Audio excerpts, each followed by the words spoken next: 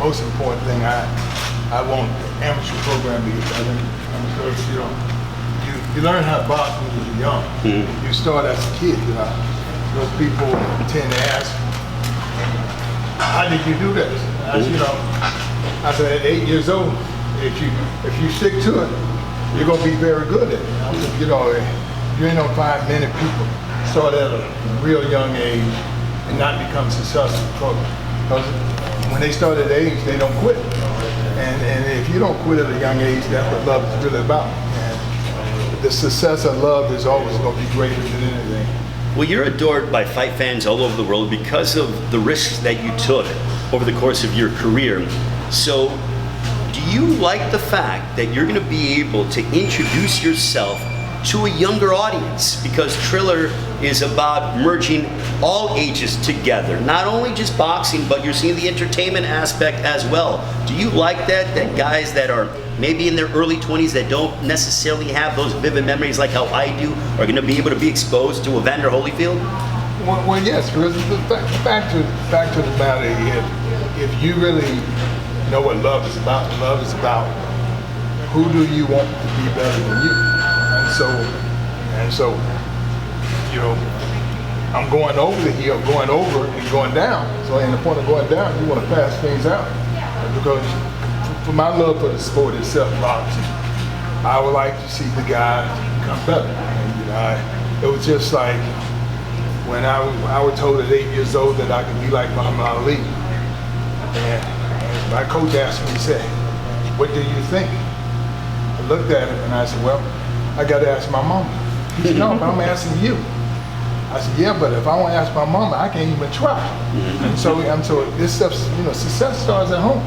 It's about who getting you this information and telling you, when you find something that you love, you stay in it. You don't make other decisions to, oh, this is why I love it, and I'm gonna turn my attention to this. So my mother kept me on the proper line. We brought up your family. What does your family say when they went ahead and found out, hey, that you agreed to this fight against Vitor Belfort? What went through their minds? Oh, they were mad. They were mad. They were mad. Telling me that, Daddy, you got to understand, you old. I said, well, you old too. I said, you just ain't as old as me. I said, but you don't I'm telling you, and I had to explain to them that, I said, this is what I love, this is what I do better than anything. I said, now, of course, you can't do this now. I said, but because I love it and I know what I'm doing. I said, if I felt I'm a winner. All my life I wanted to win and everything. I would cry about anything that I didn't win in. I realized, well, don't play the stuff you ain't good at. Play the thing that you're good at. Then you end up sticking to one thing. You'll find what you love when you don't like losing. I ain't like losing, so boxing was the sport that I chose that I ain't have to worry about a coach telling me I couldn't go in, because football was my thing. Yeah. I love football, but the coach, my mom said, the coach determine who go in. She said, you gonna bet on the coach or you gonna bet on yourself?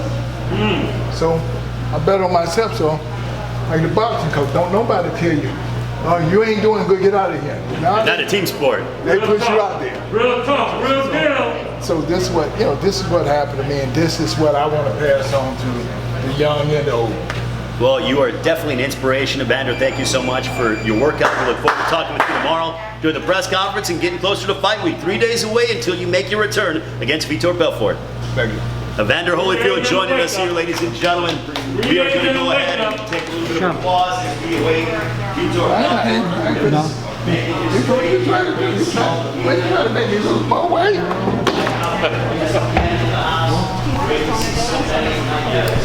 Champ, I wanted to ask, man, have you been seeing Deontay Wilder and the improvements he's getting with Malik Scott? Wait, but no, I haven't seen him do anything at this time.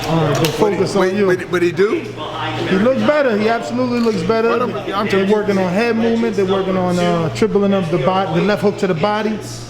But you know what? And all that. I'm telling you,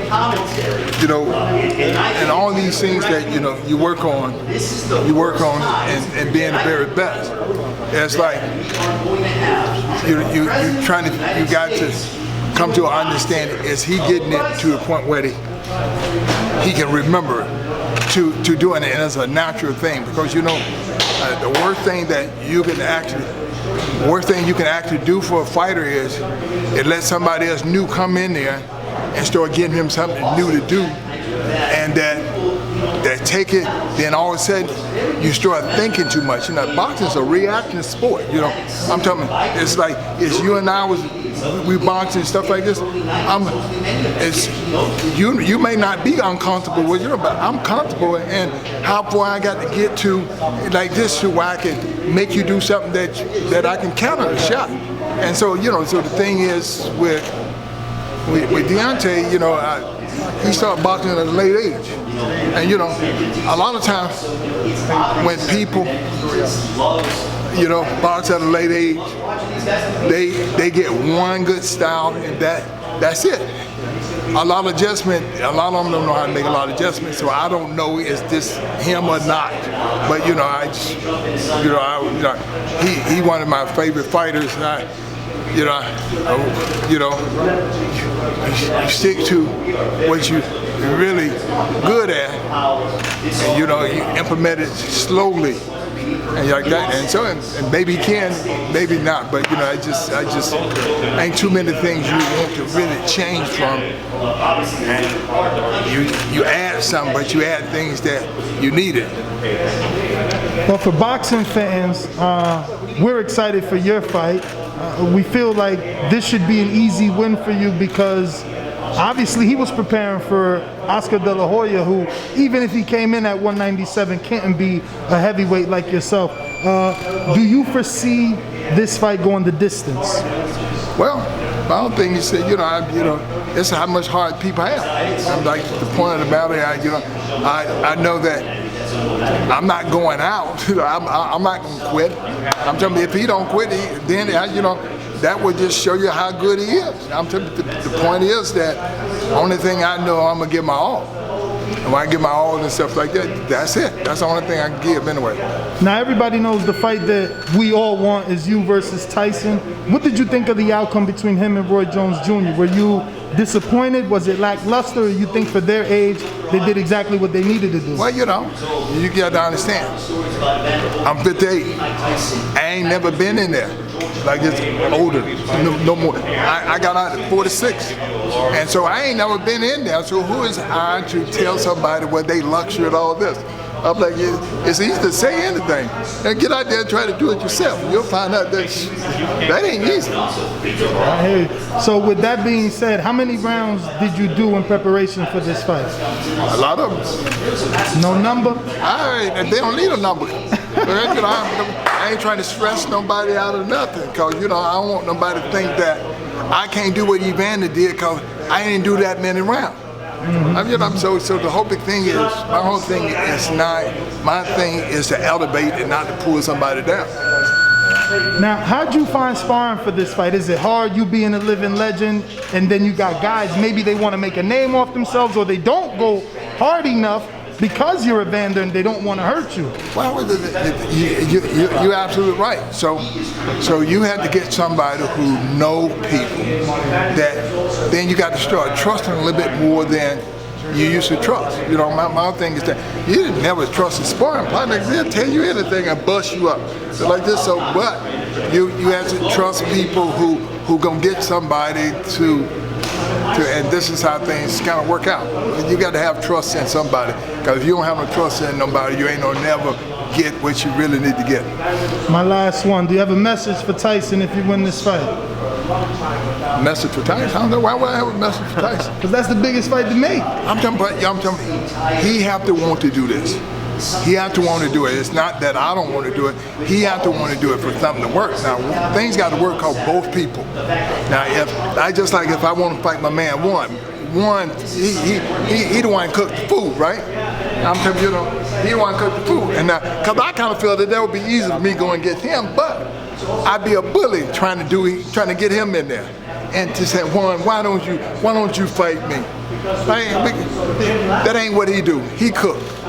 Now you ain't I cook it. So it's just And you should say, I cooked the man. Because he cooked. That's what he do. Everybody got their little specialties that they do well. So the whole big thing in life, it's not,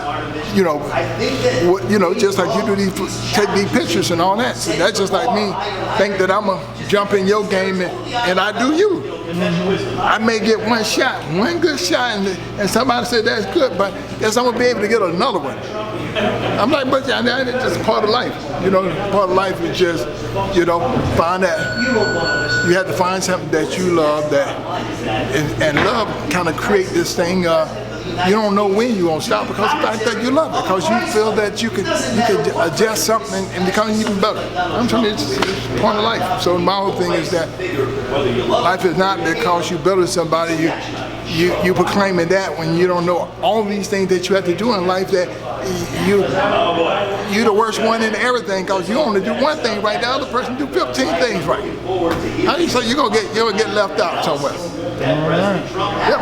Evander, you had one of the best jabs in heavyweight boxing. Could you just talk about the young fighters out there, the importance of the jab? Well,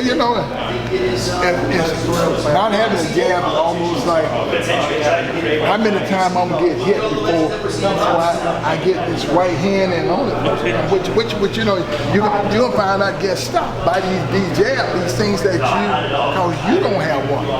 It's just like it's just like if you're standing up so your leg gets tired, you know what you're gonna do is you're gonna start feeling for something to lean on when you can put a little weight on. I'm telling you, that's what the jab is. At any given time, anytime you touch that guy with the jab, you can hit him with the right hand. Even the jab touching, you escape him a little bit. I got to go farther over here. I missed it. Or he was this, I'll go over this way, and you still can hit him. But that's how important the jab is. The jab is one of the most important hands that it is to keep you from getting beat up before you get hit. Some people can just beat you with a jab. That's it. And it didn't hurt, but it kept you back enough for them to win the fight. I'm telling you, the jab is the most important thing. It keeps you from getting hit. Do you feel like If you enjoyed the video, feel free to hit the like, subscribe, and share. As always, if you want to support us to the next level, head over to the patreon.com/ThaBoxingVoice. We have tons of exclusive from Border Wars, Entitled, betting shows, the list goes on and on and on. But in addition to that, if you guys have questions for fighters, trainers, and promoters, this is where you can submit them. We will run out, get these questions answered, and put it back on the show just for you guys. Appreciate it. Peace.